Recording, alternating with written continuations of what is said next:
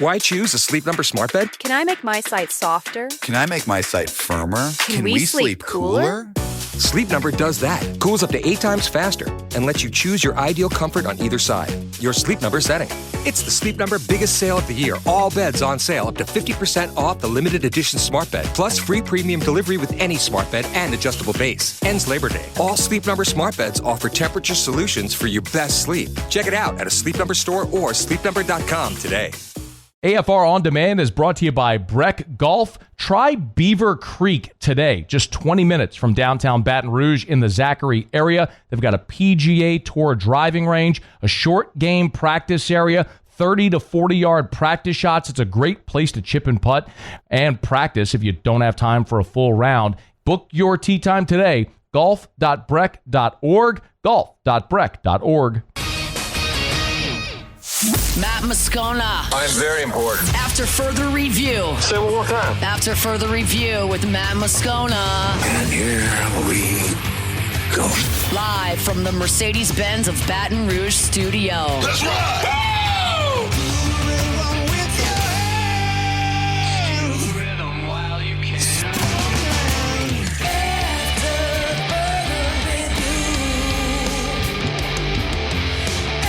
Hour 2, off we go. Welcome aboard. Glad you're with us.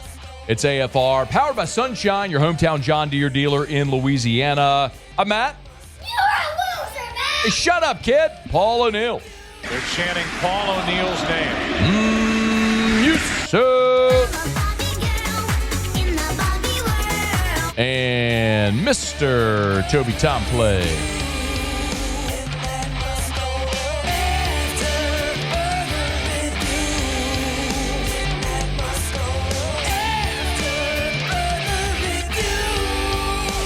All right, we're here. Glad you are as well. Get out there and make it a good one. Shea Dixon here in about 15 minutes from right now. We will talk to Scott Shanley next hour. We had Johnny Avello of the DraftKings Sportsbook talking some LSU Clemson last hour, so we just moved Shea an hour from his normal slot. We appreciate him for being flexible. So at 3 o'clock Central Time here on Tuesday, every NFL team had to cut their roster from 90 to 53. And now we're starting to get the word of what those 53 are, and maybe importantly, some of the players that were released that did not make the team, at least initially anyway. I'll hit some of the high points to start because some of the ones that maybe felt obvious or are the more noteworthy players we'll talk about. Obviously, we'll start with Isaiah Foskey. Just a massively disappointing time in New Orleans. He was a second-round pick back in 2023, and he just never made an impact. At points at the beginning of his career, he was a healthy scratch. Last year he played, barely made an impact. We saw him this preseason, in the first preseason game, take nearly every defensive snap without recording a statistic. He's a guy that was Notre Dame's career leader in sacks, the all-time leader in sacks at a place like Notre Dame, and just could not find a way to be an impactful player on this team. I know there are some people who are cracking jokes, although it might be layered with some degree of truth, when you look at a guy like Zach Bond, who was a third-round pick, could never find his way in New Orleans, goes to Philadelphia, and was a finalist for the NFL Defensive Player of the Year last season. It just took the right team to know how to use him. But this is now across 2 different head coaches and 2 different defensive coordinators, from Dennis Allen, who, of course, was the head coach, but also the defensive coordinator, and now Brandon Staley and Foskey just couldn't make an impact. So it's a total waste of a second-round pick when you count on second-round picks to be starters. In this league, Eric McCoy was a second-round pick. Marcus Williams was a second-round pick. Roman Harper back in the day was a second-round pick. Michael Thomas, second-round pick. You count on second-round picks to be starters. Von Bell was a second-round pick. You count on those guys to be starters on your team. And you drafted Isaiah Foskey, and is a total bust, an absolute waste of a top 50 pick in the NFL draft. So Isaiah Foskey, an atrocious 2 seasons in New Orleans, and now, after just 2 seasons, is cut before his 3rd season in the NFL. Jake Haener is the other interesting one who was waived. Not necessarily a surprise from the sense that nobody thought Jake Haener was going to win the job, but Haener was a 4th-round pick, and the Saints walked this road a few years back with Ian Book, where going into his second year as a fourth-round pick, they waived Ian Book, but he was claimed by the Philadelphia Eagles off of waivers. If you're not familiar, when you go on waivers, any team in the NFL can put in a waiver claim for that player. And if they put in a waiver claim, the team who had the worst record a season ago is awarded the player. So it goes 1 to 32 with, or I guess the 31 other teams, with priority. But if a player clears waivers, and by the way, you have to sign that player to the active roster. So if someone were to pick up Jake Haener, they would have to sign him to their active roster, meaning he would take a spot on their 53. That's unlikely to happen. So what could very well happen here is Haener was waived. He will very likely clear waivers and then be signed back to the New Orleans Saints practice squad. Kellen Moore met with reporters on Tuesday and talked about the decision to cut Jake Haener. The third quarterback spot's a tricky spot, and I got firsthand experience with this third QB position. I've kind of lived that world a little bit. A couple other roster spots, you're always trying to keep three in a perfect world, but sometimes you get a little bit short in some other spots that you just need to address. And so, that's the challenging aspect of this. Obviously, Jake has to go through a process now from a claims perspective and all that sort of stuff, but obviously we still think he's got a really good path for us, a really good developmental opportunity here. I think the world of Jake. I've known Jake for a really long time, and so we'll see how that all goes for him on a personal level, and hopefully we'll see it, if the opportunity presents itself for him to get back here. So they didn't slam the door there, but when you're counting 53 roster spots, every spot is valuable. You have to consider that, and they're doing that here. We'll see if Jake Haener does end up back. The other sort of consequential news for the New Orleans Saints on Tuesday was not a waiver claim, it was a trade. Just days after the Saints traded for wide receiver Devon Vele, sending 2 future picks, a 4 and a 7, to Denver for Devon Vele. The New Orleans Saints have made another trade. The Saints traded for Cowboys offensive lineman Asim Richards. We know Will Clapp has gone to IR with injury. Nick Saldiveri, another backup interior offensive lineman, injured. Landon Young also headed to IR. His season is over. So the Saints' offensive line depth took a beating, and instead of scouring the waiver wire or free agency, the Saints said, I know what we'll do. We'll just get rid of some future draft assets because that's Gum Smack and Mix MO. Don't get me started. Or get me started because he deserves to be annihilated for this.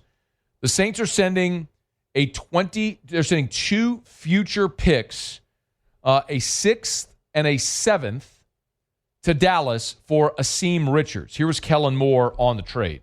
We obviously have some connections there with a couple of coaches who were in Dallas, and so there's a awesome opportunity just to get some depth in the offense line. We've navigated this thing a little bit just because of the amount of injuries that have gone in there. He's played a lot of snaps. He's a 2023 draft pick, so he's still young in that sense, and so we feel like we got a really good developmental piece that, if called upon, he's ready to roll and he's ready to go play and contribute. And so there's a lot of thumbs up and pluses as everyone went through the evaluation process.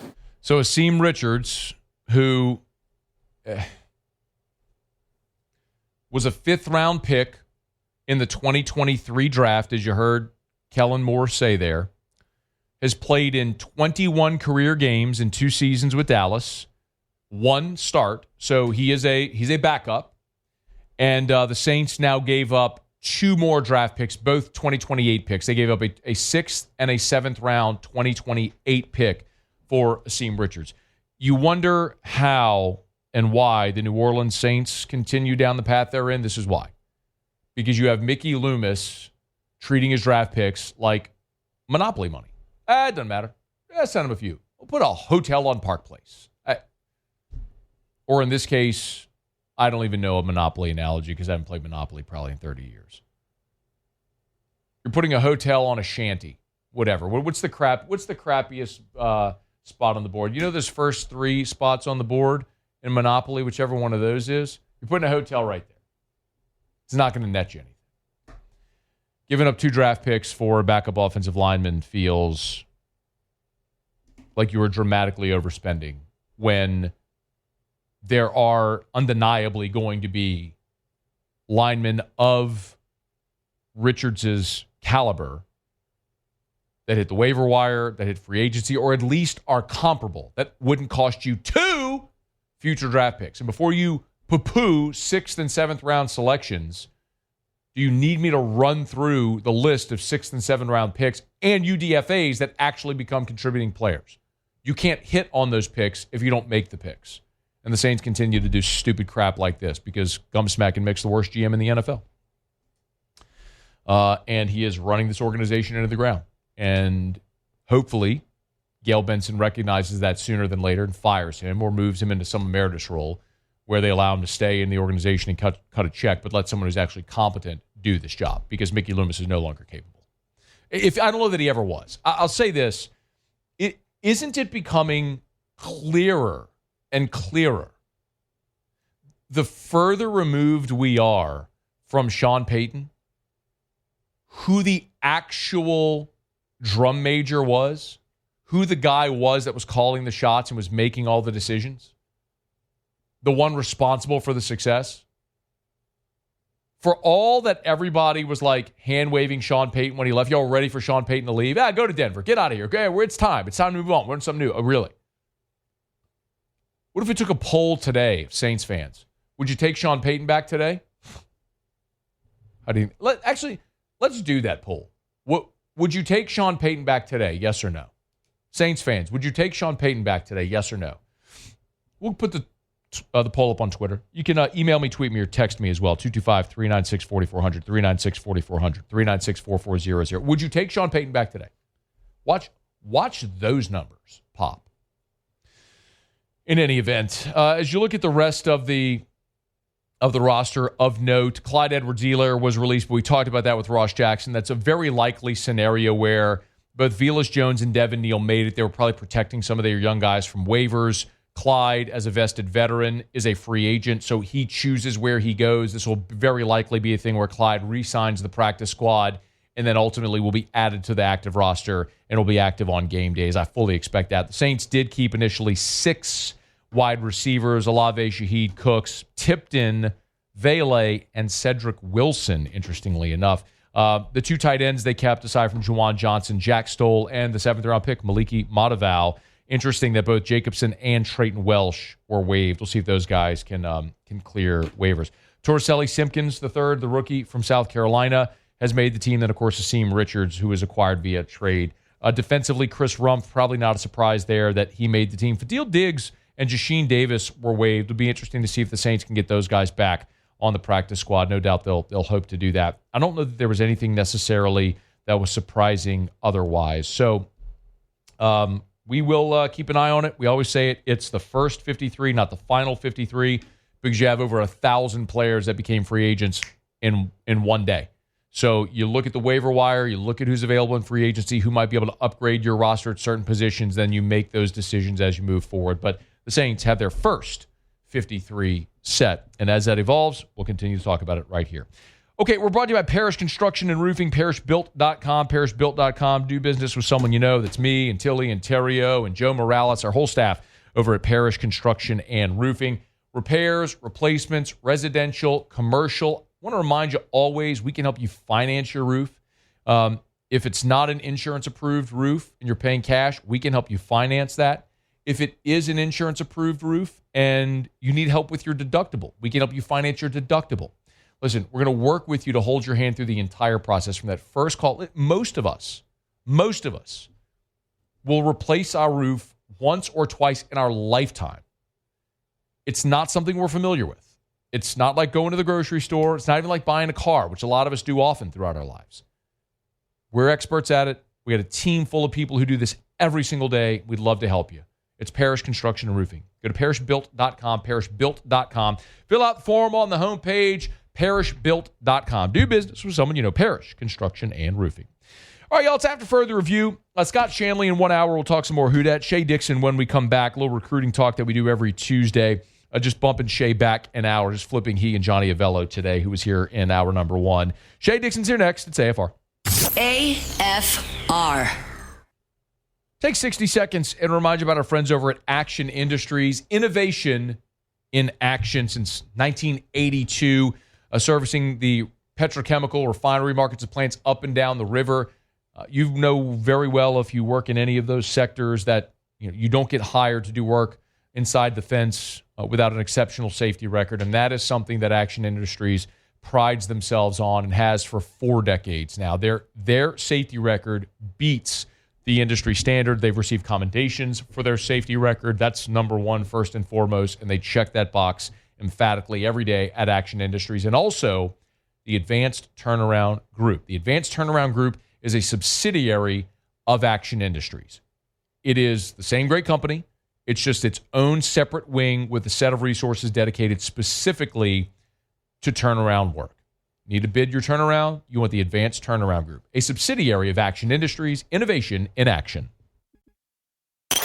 After further review, powered by Sunshine, your hometown John Deere dealer in Louisiana. She likes the way it's pulling while we're tilling up a land. She's even kind of crazy about my farmers. Game week for the Tigers. Recruiting never stops. Shea Dixon on 3. Rivals. Good enough to join us here for a couple of minutes as he does every Tuesday. Shady, thanks for being flexible, man. How are you? I'm doing well. How are you, Matt? Doing awesome. When last we spoke, we were waiting on the Darius Gray news. He picked South Carolina. I think that was expected. Any reaction or where the Tigers might go if they're still looking to fill that spot with an offensive lineman? Nothing yet. Anything like that. I think the plan was always they have 4 linemen committed. We've talked about it before. They have someone who you raved about as well last week, the top 10 offensive tackle here in Louisiana, and Bryson Martinez. They have the 2 highest-rated O-line player prospects, seniors out of Mississippi committed. One's a tackle, one's a guard. And then they've got a 4th O-lineman committed out of Mississippi who can play on the interior in Jalen Chapman. So with the portal, 4 guys out of high school, so you would normally sign 4 or 5 high school guys anyhow. We'll see if they don't end up pushing or flipping for somebody later on. But Darius Gray was who they had their eyes on, and ultimately he did what we figured he would probably do, which was stay home and play for South Carolina. And I was talking to the guy on the South Carolina side out there, and they said, hey, look, I'm sure y'all can relate, but this is that LSU kid that, the South Carolina staff started recruiting when he was in 7th grade. So I think relationships, distance, all of that, the pitch to be the marquee guy in the class ultimately was enough to keep Darius Gray at South Carolina. So Darius Gray picks South Carolina. Shea, hang on one second. I'm having trouble hearing Shea there. It kind of sounds like he's underwater a little bit. I don't know what's going on with the phones today, but Muse is going to see if we can get Shea in a better spot right there. One of the other things I want to do with Shea is I want to talk, first of all, obviously about the recruiting calendar with the dead period set to end at the start of September, and LSU obviously will have a home game next week. And then Austin Thomas met with reporters last week as well. Since Shea and I last talked, I want to delve into that. All right, we got Shea back. Shea, appreciate it, man. One of the things we've also talked a good bit about here is the recruiting calendar. It's sort of like 2-month-long dead period, which is set to end there next week, at the start of September. How does this week, or is this week, with it being game week for LSU, impactful at all in recruiting? Sorry. I thought I could multitask and scuba dive and do the interview at the same time. Well, this sounds much clearer. Thank you for coming above water. Yeah. Repeat the exact. I was still scuba diving. What did you say at the very end? How it could impact recruiting? Yeah, I'm just curious. So, game weeks always feel like they're very significant for recruiting. LSU's on the road this week. It's still a dead period. Is this a significant recruiting week for LSU? This is one of those, but kids run out. When you do the neutral site games, nobody can go, right? And they don't cross, paths with Clemson a lot on the trail. So I have found in these season openers that every kid that they're recruiting and guys, who maybe they even aren't, are watching this game. It's the primetime game on Saturday night. So win or loss, preferably win, but you go out there, you put on a show, and we always have that Recruit Your Act piece on Sunday, but you get a feel for, hey, look, me and my family were all on the couch watching it. Me and my high school teammates were watching it, glued in, and look, if you put up big numbers on offense, or you got some receivers going off, or Harold Perkins is going crazy, that catches the attention of guys. So, quite often we talk about game day visits and being around the staff and the stadium and all of that. These openers, especially for LSU, is what it can be about is, hey, look, everybody was watching, and if they see you go out and get a win, it makes quite a statement, and that in turn leads to, hey, I want to come visit and everything like that. Shea, last week Austin Thomas met with reporters. Unfortunately, it was while I was on air. I couldn't be there. I know you were there. And Austin's taking on this GM role, and this is his third stint now at LSU, as everyone knows. What, if anything, did you find to be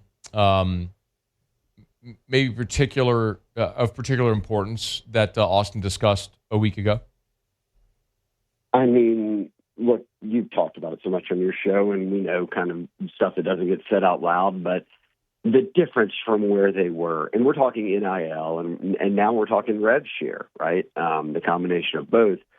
Where LSU was, the preparations for it, all of that, before he got here, and then to now, which, he was with Ole Miss, the Rebel Grove Collective had taken off, now being back at LSU, there's the nitty-gritty, Matt, that people just don't think about. Like that, look, you could start a season, and there's teams out there that probably haven't paid every kid on the roster what they owe them, or an NIL deal hasn't come through yet, or whatever it might be. They've handled all that kind of stuff.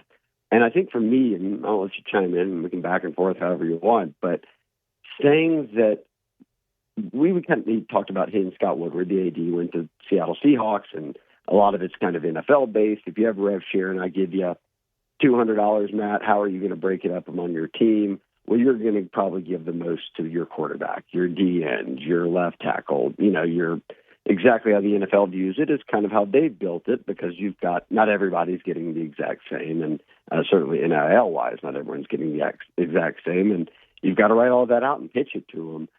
And I think that's important, but most people would have guessed, hey, look, if you're a smart team, you're going to do that.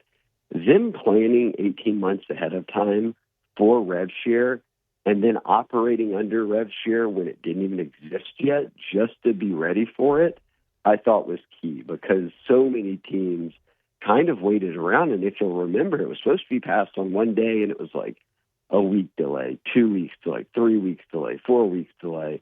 And he said, look, there was some risk in this, but he felt it was minimal, and ultimately it got passed. And he mentioned it. Look, he said everything that we had in place for every player just rolled over. We didn't have to do anything there. And then just from talking to sources, long before fall camp even began, weeks before, they had everything done. So when you can put all of that on the back burner and then say, let's focus on football, that's massive. And I think it comes with something he repeated with just about every question is honesty in the homes and telling kids and parents and agents, this is what we can do, and then you deliver on it, because that's just not the case everywhere. The other thing I thought was interesting, and that is true, and Austin wouldn't disclose a number, but then later that very day on Thursday, Brian Kelly disclosed the $18 million. By the way, as best you know, or do you know how accurate that number is? I wouldn't. I mean, I'd have to take him at his word. I think it's around. I mean, I wouldn't think he'd lie about it, and it would come out if it were different. So I bet it's around that number. But I'll also tell you that from reading around, there's other Texas teams like that are north of that, right? I mean, he joked about it being nowhere near an NFL salary, but there's teams out Ohio State that are operating not double it maybe, but close to it. And I'm not saying that they're going to be better for it, this year in the future, but, you talk of front loading and all of these different things. I think LSU, I'll say this, feels comfortable with where they're at relative to how they spread the money across the roster, and then not getting stuck in situations where you might have given it all to a handful of guys, and what if it doesn't work out type thing. So the balance of it all, I thought, was kind of key. Like we talked about Lamar Brown, for example, Shea. I think the thing that's very obvious is LSU can't beat Oregon and outbid Oregon for every player. But they can handpick a couple of players and go all in on those players and be as competitive as anyone. And I think you're seeing that, and that's a huge part of what Austin is doing. The other thing that I would love I know because you asked Austin this question, it was about the support staff that Austin's brought in. Jeff Martin, Kelvin Bolden, Sam Petito. And Austin said they went from basically 6 to 3 now doing the job of those 6. As best you know about what those 3 specifically do, How is LSU going to operate at more efficiency with fewer people? Well, I think when you can condense 6 different positions into 3, you're doing it with the understanding, with the goal of being more efficient, which means bring in experienced people, and all 3 of them fit that bill. And, it's the old, are there too many cooks in the kitchen thing? Like, if you've got a leaner front office type built around an NFL model, then, and they all are on the same page with, this is where the college game is going, this is the relationships we have, this is what we need to sort of define very clearly to recruits and to current players and the portal guys he brought up PowerPoints at one point. He brought up the matrix is what it's called of how they operate it. But in a money world right now, if you're giving them data-driven stuff where it can help you reach a decision in addition to the pitch of football and everything else, then you're probably a lot more organized than you were with 6 people and without much of a defined role for everybody. Shea, before you get out of here, of course, next week will be the first home game. Any other names out there? I know we talked about LSU maybe trying to flip a running back. Any names maybe that LSU is still targeting that we need to have in the forefront of our minds here as the football season begins for the 26 class? Yeah, these kids who are seniors, and then they'll sign in December. I did a flip watch story today, and KJ Edwards is that running back still. He's going to make a visit to LSU. He's a top 5 running back in the country, and he committed to A&M, but LSU was the second team in it. They were ahead of Texas, and they took the same approach he did with Caden Durham, where it was kind of like, hey, you're our guy. They got Caden Durham.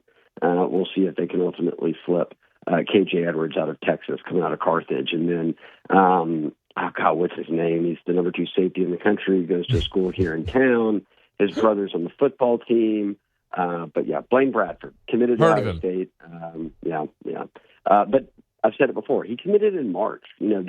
We thought he was going to take all these official visits and then decide. So he'll be around watching Jacob play. They're going to recruit him all the way to signing day, and we'll see where the chips fall there. But they aren't going to let up. And the other spots, tight end, I think they would like to add a high school tight end. I'll tell you what, the one they got next year, Mod Hudson from North Louisiana out of Ruston, is a freak. But let's see who they take this cycle. And then I label it the mystery quarterback, because there's buzz behind the scenes that they pivoted after Bo Bentley. They've got a guy in mind, and that we could potentially hear of a flip, during the season. So all eyes on that one for me. I think quarterback draws a lot of attention, considering you didn't sign a high school quarterback last cycle. He's on Twitter at Shea Dixon, on 3 the Bengal Tiger. You can read him there. Be sure you follow along. He's with us every Tuesday. Shea, we always appreciate it, man. Thank you. I just put my seatbelt on and my knife away, my sword away. You just sorted you a seatbelt. I mean, it's a seatbelt. It's a seatbelt, right? It's a seatbelt. It's a seatbelt. You got to keep up, Shea. That's what Brian Kelly told us. You got to keep up. There's new things now that they do. We had some fun with it. Thank you, Shea. We appreciate it. All right. Bye, Matt. See you. That's Shea Dixon on 3 the Bengal Tiger. At Brian Kelly, I was sitting next to Shea yesterday at the press conference, and Brian Kelly was talking about veteran defense. Actually, this is actually the thing I want to talk about in the next segment. So let me break. I'll come back and explain. If you missed it, I'll explain what we're talking about there, because I do want to talk about LSU's transfer defensive backs. It's next on AFR. After further review. We're brought to you by Glow Resources, GLO, glowresources.com, glowresources.com. Complete employer solutions. That's Jareth Knockan and the team over at Glow Resources. And while they've grown to be a gigantic business, they're, the Business Report's top 100 private businesses in Baton Rouge, and they've continued to grow. New Orleans, Miami, Orlando, Houston, obviously Mississippi, and they serve businesses all over the world, quite literally. They're still committed to home base. Their corporate headquarters, Perkins Road in Baton Rouge next to Pennington, right there on Quail Oak. If you're driving Perkins, you can't miss it. Gorgeous corporate headquarters. And they're committed to serving businesses in Baton Rouge and New Orleans. So if you're a business owner and you're looking to maximize efficiency with the right people, let Glow Resources help. GLO. It's glowresources.com, glowresources.com. Complete employer solutions. glowresources.com. After further review, powered by Sunshine, your hometown John Deere dealer in Louisiana. My tractor's sexy.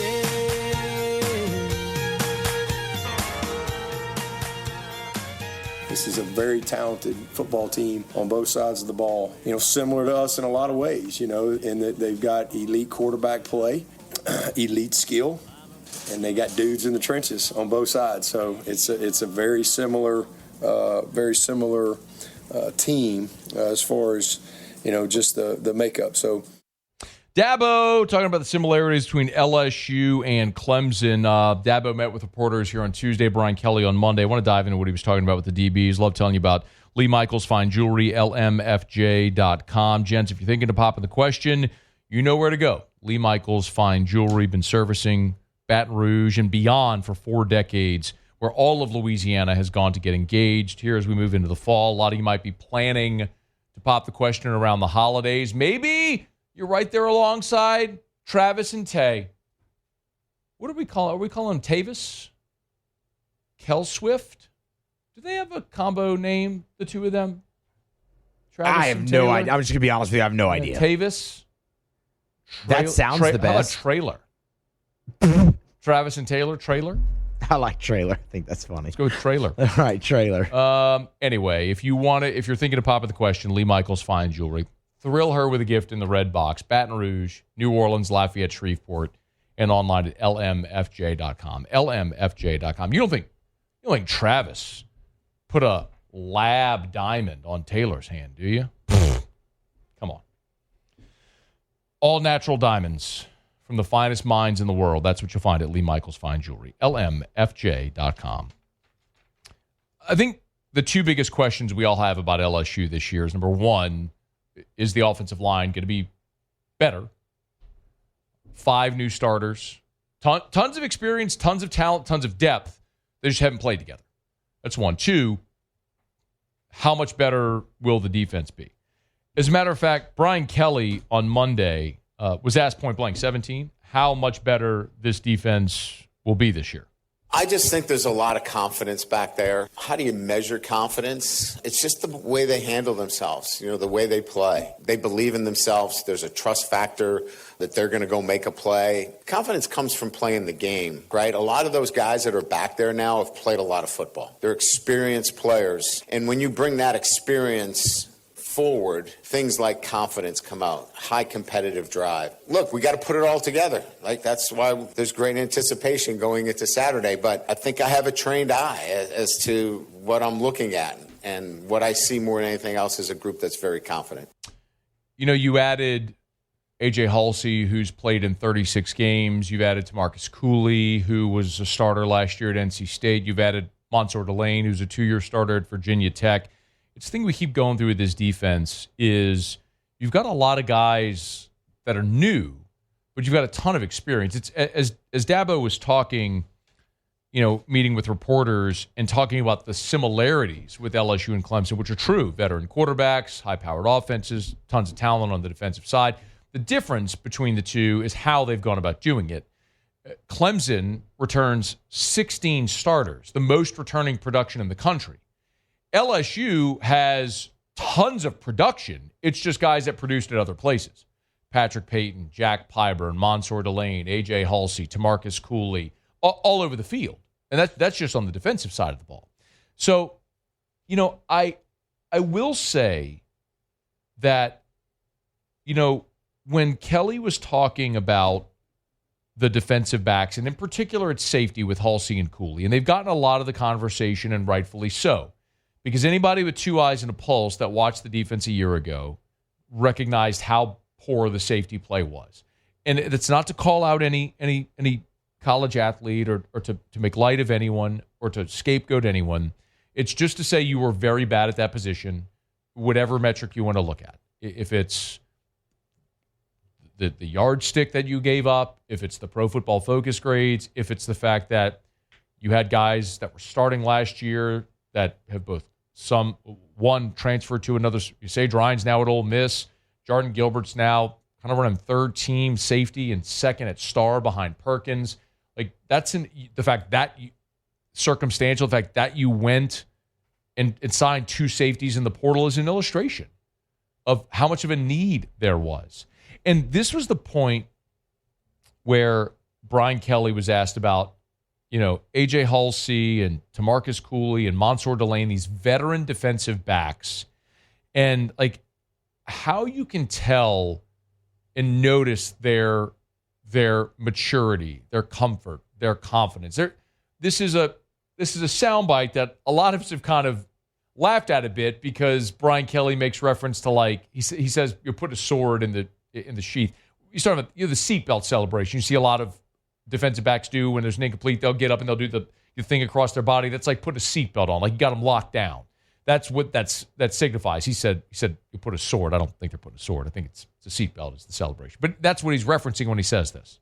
They have practiced. They have competed in the manner that we thought that they would. They attack every practice. They're our hardest workers. That, in my experience, has proven to be the differentiator between those guys that haven't played a lot of football and have. They show it in practice, too. They play with a swagger. They make plays in practice, and they're not doing the sword thing and, all that stuff. They're like, next play. And to me, those little nuances show I'm confident. It's kind of like the old adage, you hear it all the time. You get in the end zone, give the ball to the official that you expect to be there again. And so I see a lot of that on the field. He would go on at the end of that soundbite, and he says, I'm not trying to be the old guy. I want him to have fun. But there is something to be said there. When you make a play and you're just on to the next, it's not get up and celebrate. And some of that is just maturity and having been there. So that's what he was talking about. And listen, there's a degree of comfort and confidence there. A.J. Halsey, as a freshman at New Mexico, was playing a game in Baton Rouge against Tiger Stadium, making tackles on Jaden Daniels the year Jaden Daniels won the Heisman. You know what I mean? Like, there's some of that. Or forgive me, that was 2022. There's Jaden's first year in Baton Rouge when New Mexico played in Baton Rouge. Tamarcus Cooley last year was playing Clemson at Clemson. Mansour Delane was playing last year against Clemson when he was at Virginia Tech. There is a comfort and familiarity with all of these guys who have played a lot, even your own guys. Ashton Stamps is now a 3-year contributor starter at LSU. Your depth at safety. A guy like Deshaun Spears, who's a 5-star, who went through the fire last year as a freshman. And Javen Toviano, who's really a very talented, physically gifted player who's growing up, came from one of those football factory type schools in Texas that's growing up into it as well. And now they're not called on to be impact starters for you, but to provide depth in a rotation for you. That's the biggest thing, experience and depth. It's just got these guys playing together for the first time. It's a similar question to the offensive line. It's my singular hesitation with this team, not long-term, because I think once we talk about getting into October, November, December, they're going to be awesome. My only question is August the 30th, when they play for the first time ever together, and it's on the road against a great opponent, how quickly can they assimilate against a team that's played a ton of football together? That's my one big question for this team. We're going to start getting answers really quickly, but Brian Kelly's been around a long time and says they knew what they were looking for in these transfers. They got plenty of them. And it's guys that seem to have worked together pretty quickly. When I ask staff members candidly off the record about this, they all kind of say independent of each other the same thing. Like, the leadership, the mentality on this team is outstanding. The best players are the hardest workers. There's great player leadership. The guys like each other. Now, a great question is what happens when you face adversity? What happens when you lose for the first time? Because they're going to lose. What happens when you lose for the first time? What happens when you give up the big touchdown? How quickly do you respond? Those are the types of things we all find out when they tee it up, kick it off, start playing. And they'll start to do that on Saturday. All right, it's After Further Review. We're brought to you by Our Lady of the Lake, of course, championship healthcare for LSU athletics and for you and me. It's Our Lady of the Lake and LSU, as they're fond of saying. Our Lady of the Lake and LSU together, we roar. Championship health partner of LSU athletics. And Our Lady of the Lake is committing almost $250 million into facilities in their service area. Not only in Baton Rouge, but all in Louisiana and Mississippi. Multi-state health system, part of the Franciscan Missionaries of Our Lady Health System. And they continue to expand health care. to make sure that access and convenience is available for everyone, whether it's heart health, cancer, stroke, pediatrics, sports medicine. They do it all. We've continued to told you about Our Lady of the Lake, their partnership with LSU, going through the process of the naming rights of the new basketball arena, which I'm so excited for. What a great statement for them to continue to interweave their message, their relationship with LSU and all of Baton Rouge and all of Louisiana. And it's not just that arena, but there's going to be, as EJ and Ryan told us sitting in our studio a couple of weeks ago, a new medical complex built around that arena as well. What an amazing resource that's going to be, not just for Baton Rouge, but for all of our region. It's Our Lady of the Lake and LSU. Learn more at ololrmc.com/LSU. ololrmc.com/LSU. Our Lady of the Lake and LSU. Together, we roar. All right, it's after further review. Glad you're hanging out with us here on a Tuesday show powered by Sunshine, your hometown John Deere dealer in Louisiana. We do have a lot to get to in Hour 3. Scott Shanley will be here in about 30 minutes from right now. Get his take on the roster cuts today, the decision that the Saints announced earlier that Spencer Rattler is the starting quarterback. Always appreciate when we have the former Super Bowl champ Scott Shanley on. We'll also do that again in about 30 minutes from right now. We'll knock out a quick break. Muse will do Tigers and the Pros to wrap up hour number 2. That's next here on AFR. After further review. 93 degrees. The little icon on my computer says, hot days ahead. Awesome. It doesn't matter that it's September. It's still hot. I'll remind you, one of the hottest games in the history of Tiger Stadium was LSU and Auburn in 2017. That was in October. It's hot. It ain't done being hot around here. So if your AC goes out, River City's 1 Hour Air can help. 752-0001, 752-0001, 752-0001. Remember, when their technician comes to the house, they're not going to try to force a service on you. They're not going to try to upsell you. They're going to go over a good, better, and best option. Like, here's what we can do just to get your unit running again. Here's something that'll last even longer, and here's like the best option for you possible. And then you get all the info and you decide what's best for you, your family, your budget, all of it. It's River City's 1 Hour Air. 752-0001, where they're always on time or you don't pay a dime. After further review, powered by Sunshine, your hometown John Deere dealer in Louisiana. Farm and a yard full of kids, and one more teeny weeny ride before I take her home. Wrapping up hour number 2. We're glad you're with us here. We will talk with Brian Kelly was on the Feinbaum show yesterday. Interesting, he talked about his authenticity. You'll hear that coming up in just a smidge. Scott Shanley next hour as well. Right now, Muse as Tigers and the Pros. Tigers in the Pros. They still bleed purple and gold. They're just really rich now.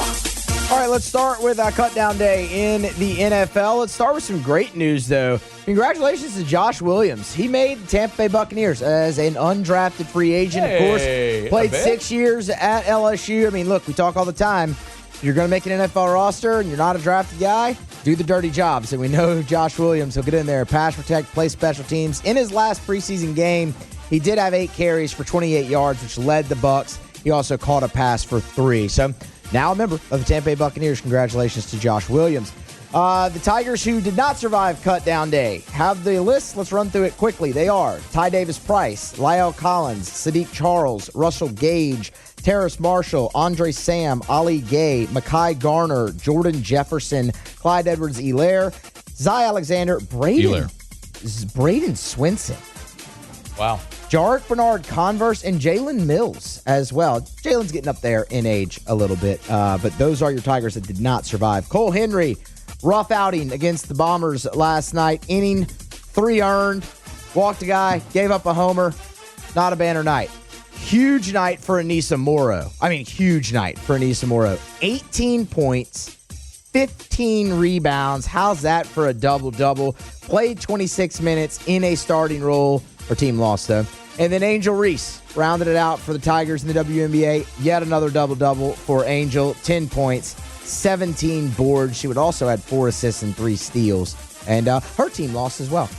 That's Tigers in the Pros. Presented by South Point Volkswagen and SouthPointVW.com. New and certified pre-owned in Baton Rouge and online at SouthPointVW.com. Y'all, we're getting close to Labor Day. That means it's Labor Day savings time at South Point Volkswagen. Airline just north of Highland. How about 4.9% APR for 60 months on the 2025 Taos. 3.9% Labor Day savings on 2025 Tiguan. So many great deals right now at South Point Volkswagen. 2.9% on 2025 Atlas. Are you kidding me? South Point Volkswagen, Louisiana's largest volume Volkswagen dealer. Airline just north of Highland or online at southpointvw.com. Southpointvw.com. South Point Volkswagen. What's your direction? That's really surprising about Braden Swinson. He was a fifth round pick of the New England Patriots here in this most recent draft. And I mean, I'll just give you for instance, like the New Orleans Saints kept Moliki Matavao, who was a seventh round pick. Generally speaking, you protect your draft picks and you're going to give them more of an opportunity. Swinson started his career at Oregon and transferred to LSU and became a very productive player. I mean, this past year he was pacing early in the season to set LSU's single-season sack record. But, this first camp there in New England with the Patriots is cut. It'll be interesting. They'll certainly have an opportunity, provided he clears waivers, to re-sign to the practice squad and see if maybe he can earn a spot there. But definitely surprising, a little disappointing. Hour 3 coming up after SportsCenter. AFR. Love telling you about First South Farm Credit. Of course, your first call when you're thinking of buying land should be to First South Farm Credit. FirstSouthLand.com. FirstSouthLand.com.